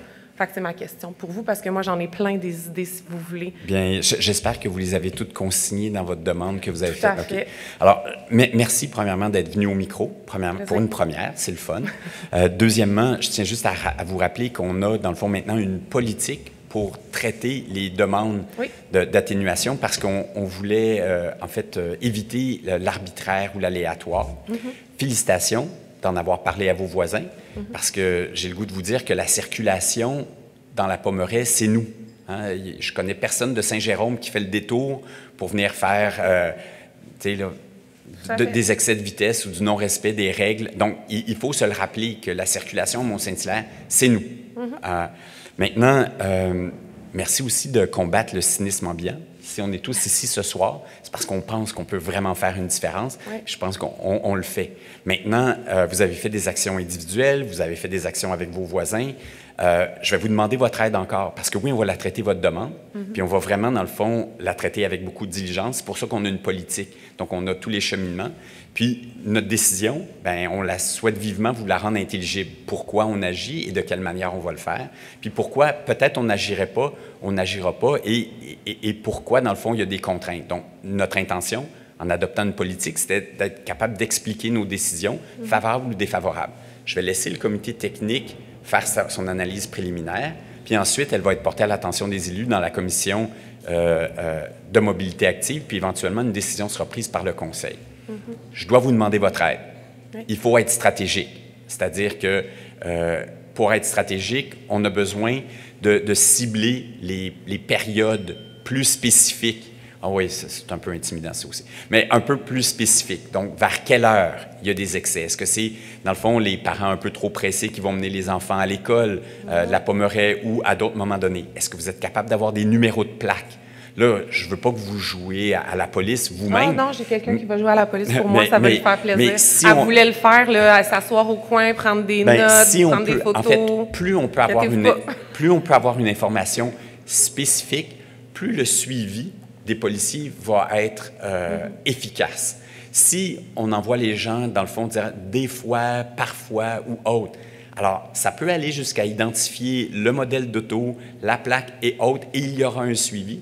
Je peux vous garantir que je connais un de nos professionnels de la ville qui fréquente les lieux, qui connaît bien la situation, et il va y avoir un traitement rigoureux à la fois fait de votre demande, mais aussi si vous portez cette information-là à l'attention de la police, fort probablement que plus l'information va être précise, plus l'intervention va pouvoir être spontanée. En gros, c'est comme ça qu'on les traite, les demandes. Mais je veux juste vous remercier parce que vous avez fait tout le processus. En parlant à vos voisins, j'ose croire que vous avez peut-être éveillé certaines consciences. Peut-être qu'on a même trouvé des alliés qui vont nous aider, nous aussi, à le rappeler. Nous, on va faire notre bout de chemin avec notre politique. Si vous pouvez continuer à faire votre bout de chemin avec la police et être très, très spécifique, n'hésitez pas à me mettre en copie conforme ou à la correspondance que vous enverrez à notre police. Puis moi aussi, je vais faire un suivi à cet égard-là. Puis je pense qu'ensemble, on est capable de faire une différence. Les citoyens du quartier de la Pommeraie sont très motivés. J'ai mis le feu aux brousses en ramenant mon sujet de très, très loin. Je vous confirme qu'ils sont très, très motivés à faire changer les choses parce que c'est rendu très problématique et on a peur en tant que parents pour nos multiples enfants qui empruntent cette route-là tous les jours pour se rendre à l'école de quartier. Donc, merci de m'avoir écouté aujourd'hui, puis je vais suivre à la lettre vos recommandations. C'est pas la dernière fois que vous allez entendre parler de moi. Moi, j'aime faire des tableaux Excel. Faites un petit tableau Excel. Elle aussi est super bonne là-dedans. C'est ma mère, elle parle pas, mais parce que j'ai dit de rester assis. Parce que... OK. Je vous remercie beaucoup pour votre intervention, puis j'ai l'impression qu'on va se reparler. Merci. Prochaine question. Jean-Marc Trépanier. Alors, je comprends votre enthousiasme. Nos règles de régie, c'est un peu qu'on ne peut pas... Ouais. Bonsoir. Bonsoir. Moi aussi. Je n'ai pas présenté à la madame. Moi aussi, c'est la première fois. Alors, bienvenue. Fait que, il y a toujours une première. Jean-Marc Trépanier, 400 rue Côté, Mont-Saint-Hilaire. Oui. J'ai 2 questions. Hier, j'ai été au parc Michel, où est-ce que la maison des oui, jeunes. c'est fait parvenir, il y a 2 heures, 6 photos sur Clic, oui. Sur Clic Ville Mont-Saint-Hilaire. 4, dont c'est les photos à l'intérieur de l'aréna, du terrain de pick-up-ball. Puis 2 autres, qui est le terrain qui se trouve être le parc Robert Labelle à Chambly, pour vous montrer un petit peu les différences entre les terrains de pick-up-ball. Hier, quand j'ai été sur le parc Michel, écoute, il y a de la gravelle, il y a de la roche, j'ai trouvé des morceaux d'asphalte, les terrains sont comme vandalisés un petit peu. Je ne sais pas si avez-vous pris conscience des photos que vous envoyez? Vous envoyez ça, vous avez votre 2 heures. Bien, peut-être qu'il y a 2 heures, on était en plénier, mais on va en prendre connaissance. Juste pour montrer comme quoi que c'était épouvantable de voir de la roche, de la gravelle, puis tous les terrains. C'est plate d'avoir aménagé ça l'automne passé, puis d'avoir autant de roches puis de gravelle à l'intérieur. Moi, ce que je suggère, ça serait du côté de l'école. Mettez un cadenas pour empêcher les gens de rentrer de ce côté-là, puis de l'autre côté, faites de l'asphalte pour pas qu'il y ait de la gravelle. Parce qu'à quelque part, la gravelle, tout le monde amène ça à l'intérieur. Fait que ça va c'est plate parce que vous avez investi beaucoup d'argent dans ça, puis on est tout en train de les endommager. Si vous prenez 2 minutes à un moment donné, là, vous irez voir toutes les photos à l'intérieur. Puis j'ai été joué aujourd'hui sur le terrain à Chambly. C'est d'une beauté incroyable, où ce que les terrains, c'est une perfection incroyable. Est-ce que je peux me permettre un commentaire? Vous aviez terminé, pardon. Bien, la deuxième question. En fait, je vais intervenir sur celle-là. Okay. Je tiens juste à vous rappeler que les terrains de pickleball du parc Michel, c'est issu du budget participatif. Donc, je pense que c'est des adeptes du sport comme vous qui ont proposé ce projet-là, puis qui ont voté pour. Puis on est très, très heureux d'avoir fait affaire, notamment avec un fournisseur québécois pour les surfaces de pickleball. Maintenant, ces surfaces-là devaient être amovibles. Donc, on devait les enlever l'hiver pour que en fait, l'enceinte puisse servir à sa fonction première, qui est le hockey l'hiver, le pickleball l'été. Il y a eu des petits soucis. Donc, la surface, dans le fond, n'a pas pu être enlevée l'hiver dernier parce qu'on abîmait la surface. Donc, la colle, qui était supposée être une colle temporaire, était un peu plus adhésive que souhaité. Donc, il y a des correctifs qui doivent être apportés cette année pour ça, parce que, essentiellement, on veut revenir à ce que c'était l'hiver, que ça puisse servir au hockey, puis l'été, ça puisse servir au pickleball. Donc, on comprend qu'on n'est pas dans un scénario idéal. Ça va être porté à l'attention, notamment des responsables des parcs. Puis, on va certainement pouvoir vous donner des éléments de réponse. Je vais juste vous dire qu'on est loin d'un scénario idéal. C'est aussi nouveau à Mont-Saint-Hilaire. Pickleball, c'est relativement nouveau, puis à Mont-Saint-Hilaire, ça l'est aussi. Donc, on va apporter les correctifs nécessaires, puis je vous remercie d'avoir porté ça à notre attention. Pas de problème. Deuxième question. Deuxième question. Moi, je suis situé près de la rue des Vétérans, puis il y a un nouveau projet domiciliaire à l'arrière. Il y a eu beaucoup d'abattage d'arbres, des pins qui étaient en arrière, qui en ont coupé que peut-être une vingtaine. Je ne sais pas si à quelque part ça a été fait dernièrement. Est-ce que les gens étaient autorisés à faire ce genre de coupe à blanc-là? Ou Bien, en fait, je sais que c'est très monitoré, là, ces choses-là. Donc, on ne coupe pas des arbres pour le plaisir. Notamment dans ce secteur-là, il y a tout un milieu humide qui va être préservé puis qui va être éventuellement restauré parce que, notamment, il y a beaucoup d'espèces exotiques envahissantes. Il y a aussi des interventions qui ont été faites, notamment sur des cèdres qui ne sont peut-être pas dans les règles de l'art. Il y a des correctifs qui vont aussi être apportés là. Donc, beaucoup d'aménagements qui sont en cours et aussi un volet de paysagement pour redonner un caractère mieux aménagé dans le secteur. Donc, on est en cours de réalisation. Toujours regrettable de voir des arbres à être coupés comme ça, mais souvent, quand on joue avec les niveaux de sol, ben ces arbres-là, surtout si vous parlez de pins qui ont des réseaux racinaires superficiels, c'est pas tout le temps évident d'essayer de préserver ça. C'est un peu comme une marguerite qu'on essaie de préserver dans un gros aménagement. Là, souvent, on va prendre le bord. Donc, s'il y a eu des coupes, elles seront certainement compensées. Puis, vous l'avez vu, là, on a des considérations à l'égard du maintien de la canopée. Donc, je suis convaincu qu'il y a des aménagements spécifiques qui vont venir compenser la perte d'arbres. Si vous avez des questions spécifiques à cet effet-là, vous pouvez aussi communiquer avec le CLIC. Puis on va vous efforcer de vous transmettre l'information qui est disponible à cet effet-là. OK. Puis si, supposons, je vais aller voir le projet en tant que tel à l'arrière, où est-ce que je peux aller voir ça? Vous pouvez vous présenter au CLIC, puis on va vous fournir l'information qui est publique à l'égard du projet. Donc, vous vous rendez à l'hôtel de ville, au centre d'information, au centre local d'information citoyen, ce que nous, on appelle le CLIC. Puis, on va répondre à vos questions spécifiques. Puis, s'il y a des documents publics qui peuvent vous être présentés, ils vont l'être. Okay, vous pouvez faire ça par téléphone aussi. Là, pour... OK. C'est pas le jardin panoramique, c'est pas eux autres qui, à quelque part, qui s'occupent de ce projet-là, puis ça, là? Vous pouvez toujours communiquer avec l'entrepreneur là, ou le propriétaire des lieux, mais vous pouvez aussi le faire à la ville. À la ville, parfait. Je vous remercie. Merci beaucoup. Prochaine question. Jean-Luc Alde.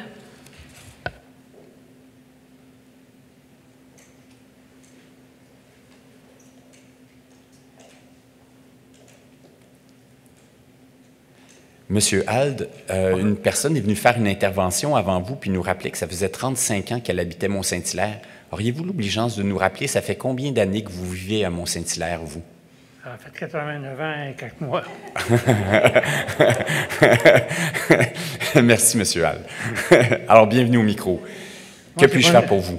Moi, je n'ai pas une question, c'est pour... je tiens à remercier le conseil municipal, M. le maire, ainsi que les conseillers, pour votre intervention pour régler l'affaire de la maison amérindienne. Moi, je ne suis pas contre la maison amérindienne, mais je suis contre l'administration à Cavallo. Depuis 27 ans, là, depuis ça a commencé en 1997, on a des problèmes avec, je peux dire, M. André Michel, là. Il faisait des recommandations en ville, ça marchait, ça ne marchait pas. À quelques occasions, il a fallu... on avait des plans pour faire la première bâtisse. Ils ont commencé à construire, il a fallu arrêter les travaux. Puis il y avait une partie de la vieille cabane à ce que M. Michel avait dit qu'il voulait la garder comme patrimoine. Il l'a démoli. Comme je vous dis, là, moi j'ai été 16 ans conseiller. J'ai été 8 ans là. J'ai été 8 ans avant ça, mais j'ai été 8 ans après que plusieurs interventions, comme vous dites, là, que le conseil on était toujours en accord, en désaccord, ont tous eu des problèmes. Je ne suis pas contre la maison de la culture amérindienne, mais j'aimerais qu'il y ait une administration, là, je ne sais pas, indépendante, quelque chose qui peuvent, pour une fois pour toutes, régler les problèmes qu'il y a là. Je vous remercie pour votre intervention, M. Hall, puis on en prend bonne note. J'ai une deuxième question. J'ai vu qu'il y a un comité de patrimoine là, qui est nommé. Oui. C'est-tu pour les bâtisses aussi? Oui. Il s'intéresse à la toponymie, puis au patrimoine bâti. Et combien de fois par mois? Une fois par mois. Une fois par mois, très bien. Merci beaucoup. Encore une félicitations. Puis après ça, emboîter les documents, là, il y a peut-être une dizaine de choses, d'infractions qui ont été commises, puis des demandes comme ci, comme ça. Je vais vous les remettre, puis vous pouvez les partager avec les conseillers. Je vous remercie, M. Hall. Merci. Prochaine question. Micheline Frenette. Alors, Mme Frenette. Bonsoir. Bonsoir. Il me semble déjà vous avoir vu au patrimoine Hilaire-Montet. Oui, tout à fait. Alors, c'est ça. Ça me revient à l'esprit. C'est ça. Alors, bienvenue au Il y a un micro. concert à la Montée des Arts. Ah oui, d'accord. Bon, j'ai une question théorique, mais motivée par une inquiétude réelle qui concerne une douzaine de citoyens. Donc, c'est plus collectif que personnel. D'accord. Je suis propriétaire d'une maison dans un quartier résidentiel. Mais il me vient l'idée de la démolir, d'en construire deux pour augmenter mes revenus de retraite. Alors, comment est-ce que je procéderais? Puis est-ce que mes voisins auraient leur mot à dire dans une situation comme celle-là?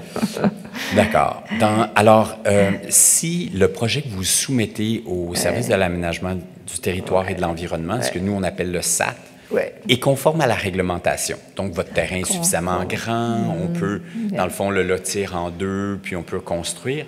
Théoriquement, les citoyens qui vont se prononcer sur ce projet-là, ce sont les citoyens qui sont au comité consultatif d'urbanisme. Donc, c'est l'instance prévue par la loi qui, dans le fond, doit offrir une perspective citoyenne sur un projet de cette nature-là qui est conforme à la réglementation.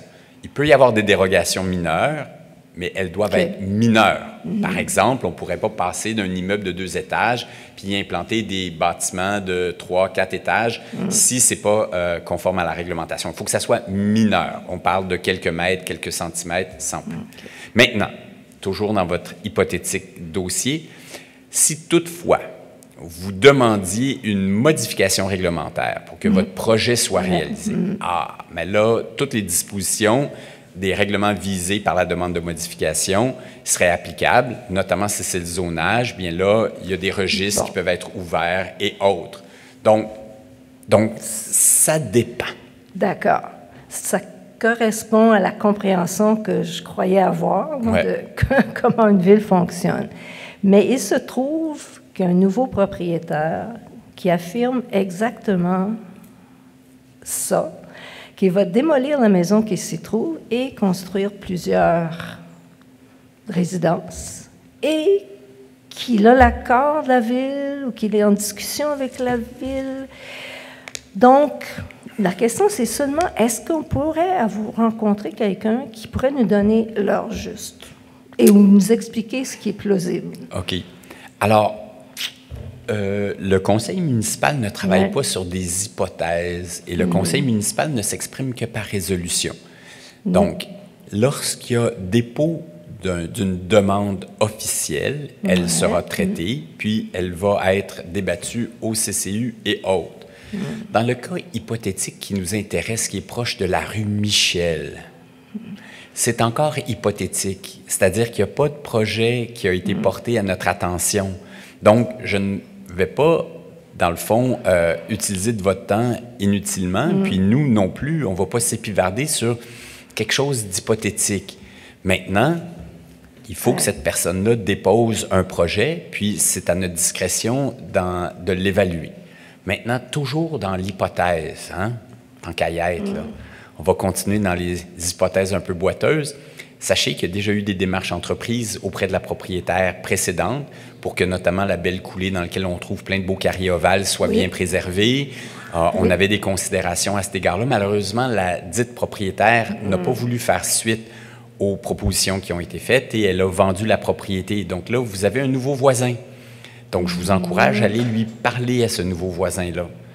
Puis, je vous rappellerai que nous, on parle par résolution, puis on parle sur des projets qui sont dûment déposés. Donc, il il ne faut pas avoir peur trop en ce moment, là. Okay. Puis, vous l'avez vu, les membres du conseil sont très diligents, puis respectueux de ça. Puis, je vais juste vous dire qu'on connaît bien le site, puis on a des préoccupations, et on va être très, très diligent à l'égard de toute demande qui va nous être faite pour ce site-là, conformément à notre réglementation toutefois. D'accord. Parce que quand j'ai essayé d'avoir... je suis passée par le CLIC, mais là, on m'a référé au service juridique pour l'accès à l'information. Donc, c'était un peu inquiétant. Comprenez-vous que ça a suscité une inquiétude? Oui, en fait, c'est parce que lorsque vous voulez avoir un document spécifique, c'est en effet via des demandes d'accès à l'information. Vous comprendrez qu'on ne divulgue pas n'importe quoi. En fait, on doit le faire conformément aux lois puis à la protection des renseignements personnels. C'est pour ça qu'on vous a probablement dirigé là. OK, merci. Merci à vous. Bien. Prochaine question. Bertrand Perron. Alors, bonsoir. Bonsoir, M. Perron. Oui, Bertrand Perron. Je suis propriétaire résident de Mont-Saint-Hilaire depuis quelques années. J'ai une question concernant l'item 29, plus particulièrement le 102 rue de Lisbonne, que je viens d'apprendre que le projet est non conforme. Alors, voici, on a acheté cette propriété-là, nous autres, en janvier 2025, en espérant faire un projet de construction cette année. Depuis plusieurs semaines qu'on fournit différents documents à la municipalité. Et là, j'apprends qu'on est non conforme. Je suis un peu déçu. J'aurais aimé savoir ce qu'il en était. J'ai tenté de rencontrer quelqu'un à la municipalité pour voir est-ce qu'il y a des problèmes, on est-tu correct, parce qu'on voulait démarrer le projet au plus tôt pour qu'il soit, pour qu'on soit là en décembre. Mais là, je vois qu'il y a quelque chose de non conforme. Première question. Est-ce que je peux savoir qu'est-ce qui est non conforme? En fait, la raison pour laquelle on ne vous a pas donné d'informations avant que le Conseil prenne sa décision ce soir, vous l'avez vu ce soir, la décision de mes collègues au Conseil, leur vote leur appartient jusqu'à la dernière seconde. Okay. On agit sur des avis, d'accord? Mais on aurait pu voter contre l'avis qui nous a été offert ou en fonction de l'avis qui nous a été offert. Dès demain, ou on va se donner peut-être un 24 heures, là, mais dès que la décision du Conseil est prise, s'il y a refus, vous allez recevoir un appel d'un conseiller du service de l'aménagement du territoire et de l'environnement. On va vous donner l'extrait de la résolution et des recommandations très spécifiques pour que vous puissiez agir sur les recommandations qui vous sont faites pour minimiser les délais entre maintenant et l'approbation de votre projet. Donc, il ne faut pas prendre le refus de ce soir comme étant un refus catégorique, mais plutôt comme une invitation à revoir votre travail pour atteindre le maximum des critères qui sont visés par notre règlement sur les PIA, les plans d'implantation et d'intégration architecturale. Donc, vous allez avoir un suivi.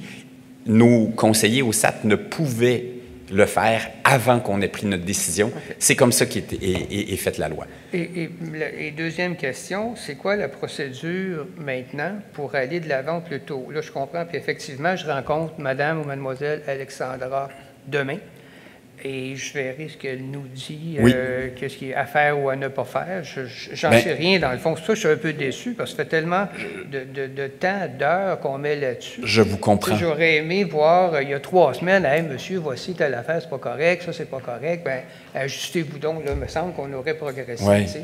Mais j'entends bien, puis vous savez, j'ai insinué ça ce soir, les lois provinciales nous disent, contrairement à n'importe quelle autre organisation au monde, là, les villes ne peuvent faire que ce que la loi prescrit spécifiquement qu'on a le droit de faire. T'sais, habituellement, une organisation, ça fait, dans le fond, ce qui n'est pas illégal. Nous, c'est le contraire. Il faut que ça soit écrit exactement ce qu'on a le droit de faire. Mais pire encore, on nous dit comment le faire. Okay. Donc, dans le cas qui nous intéresse, il fallait que ça passe au CCU. Ensuite, il fallait que le CCU nous dépose leur avis. Ensuite, il fallait délibérer sur cette question-là et il fallait voter avant de vous en parler. Donc, toute cette procédure-là, elle est propre à la loi sur l'aménagement et l'urbanisme. Mais vous allez recevoir des recommandations. La seule recommandation générale que je peux vous faire, c'est que vous devez agir le plus promptement possible avec les professionnels que vous avez au dossier pour modifier votre demande, puis la resoumettre le plus rapidement possible. Puis notre conseillère va vous accompagner dans ce processus-là pour que le projet passe le plus rapidement possible. Mais est-ce que le projet doit revenir au conseil dans 1 mois ou 2 ou je ne sais pas, là? Oui. C'est décourageant un peu, tu sais, parce que là, on voit le temps passer. Nous, on espérait commencer à creuser en juin. Alors là, on reporte tout ça. Ça veut dire que la maison ne sera pas prête cette année. Alors, en attendant, on supporte 2 maisons, vous comprenez? C'était pas dans mes plans pantoute. C'était vraiment pas ça, là. Nous, on espérait, parce que c'est un beau projet pour la municipalité et pour nous. Tu sais, on prend un terrain, entre guillemets, avec tout le respect de l'ancien propriétaire, quelque chose d'abandonné, et on fait un beau projet avec ça. Puis là, on nous retarde. Moi, j'espère que c'est pas d'1 an, parce que là, je vois le temps passer. Nous, on espérait faire la première pelletée de pelle en juin. J'entends bien. On porte tout ça. Mais je ne peux que vous encourager à persévérer. Puis les membres du conseil et moi, on a revu récemment le fameux règlement sur les PIA pour qu'ils soient encore plus explicites. On y travaille encore. Mais vous comprenez qu'on vit tous à Mont-Saint-Hilaire, on veut une belle ville, il nous faut des règles, puis il faut respecter les lois du gouvernement, puis on essaie de le faire de manière diligente. Donc, je vous encourage, et j'espère que ça sera à la mesure de vos attentes, mais croyez-moi, la rétroaction que vous allez recevoir demain, on la souhaite constructive, puis elle devrait vous permettre de réaliser votre projet, puis on l'espère cette année. Mais tout ça pour dire, là, je vais revenir ici, où le projet va vous être soumis à nouveau dans 1 mois. Et puis, c'est pas 1 mois, je pense, c'est même 1 semaine avant. Il faut que vous ayez le projet 1 semaine avant la rencontre. Ça fait que ça nous donne comme 3 semaines ou à peu près pour que ça soit autorisé dans 1 mois. C'est ça le délai? Dans le meilleur des cas, oui. Dans le meilleur des cas, ça. Merci. Je vous remercie. Prochaine question. Il n'y a plus d'autres questions en salle? Si vous voulez bien, on va passer aux questions en ligne. Une question de Harrison Perrault. J'aimerais déménager dans le coin et j'aimerais obtenir de l'information concernant le futur écoquartier du flanc nord H60. Quelle est la date de commencement des travaux? Alors, je ne connais pas la date de commencement des travaux. Toutefois, la zone H60 fait beaucoup jaser et même ce soir, on a pris des décisions à l'égard de ça pour venir matérialiser encore davantage les orientations qu'on a prises à l'égard de la zone H60. Donc, je vous encourage à, consulter notre page dédiée en allant sur ville-msh.ca, puis vous allez avoir de l'information spécifique à cet égard-là. Et vous pouvez aussi communiquer avec les propriétaires là, ou les entrepreneurs du secteur, mais je n'ai pas encore de date de début des travaux. Il reste encore bien des étapes administratives, notamment d'approbation avec le ministère de l'Environnement. Donc, je ne peux vous donner de date spécifique. C'est tout. Alors, si vous le voulez bien, je vais maintenant demander, en fait, juste avant de demander la levée de l'Assemblée, j'ai quelques nouvelles à vous donner de fin de rencontre. Laissez-moi juste me retrouver ici. D'accord. Donc, mai sans tonte, je vous rappelle que on a entamé le mois de mai sans tonte. C'est une occasion, oui, de laisser pousser nos pissenlits, mais il existe également plusieurs autres façons d'aider nos pollinisateurs. Donc, pensez à aménager des prés fleuris, des plates-bandes de vivaces indigènes ou des potagers. Donc, si vous le désirez, des affichettes mentionnant que vous faites un geste pour nourrir les abeilles, les papillons et autres pollinisateurs sont disponibles à la réception d'Hôtel de Ville. Procurez-vous-en une et plantez-la fièrement sur votre terrain. Semaine des travaux publics. Donc, en mai, c'est également le mois où nous soulignons la semaine des travaux publics qui se déroule du 18 au 24 mai. Donc, il y a une journée porte ouverte qui sera offerte au garage municipal le 24 mai prochain. Présentez-vous en grand nombre pour découvrir notre quotidien et embarquer dans nos camions. Peut-être vos enfants ou petits-enfants auront un intérêt pour ça. Ce sera également l'occasion, entre 9h et midi, de vous procurer un arbre remis gratuitement par la Ville. Donc, c'est un rendez-vous. Puis, c'est toujours agréable, nos artisans des travaux publics, d'avoir un encouragement de votre part. Donc, je vous souhaite d'y aller en grand nombre.